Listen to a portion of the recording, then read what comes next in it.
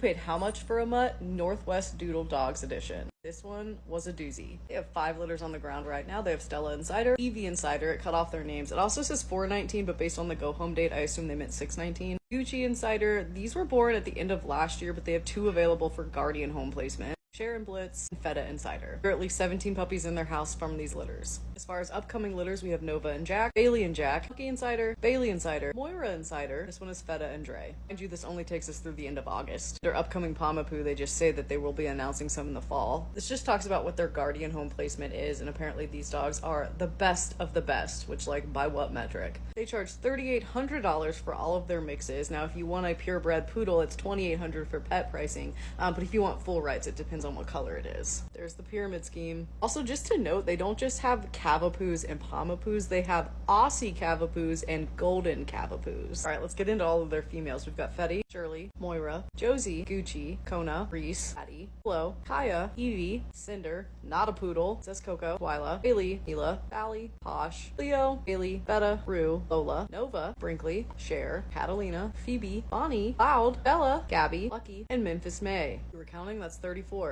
Under their boys, we have Lenny, Killian, Royal, also Not a Poodle, Tucker, Bato, Walker, Jack Daniels, Peanut, Cosmo, Hardy, Teddy, Snoop Dogg, Jameson, Cider, Junior, Gray, Rainier, Booker. That's 18 studs. Oh wait, we aren't done because they have a future parent section. Sylvana, Sunny, India, Chloe, Charlotte, Francis, Abby, Annie, Kai, and Honey Bear. In total, that is 62 dogs in their breeding program. Now, granted, they don't all live with these people, but that's still an enormous program. Here's where they claim that all of their parent dogs are health and genetically tested for optimal health. Yet when you go to OFA, you can only see 3 dogs under Northwest Doodle. 2 of those were born 13 years ago, so they're not really relevant right now. Can find Cider, which is nice because they're using him a fuck ton. He does have his elbows done and his advanced cardiac, but that's not at all close to Chick for a Cavalier King Charles Spaniel.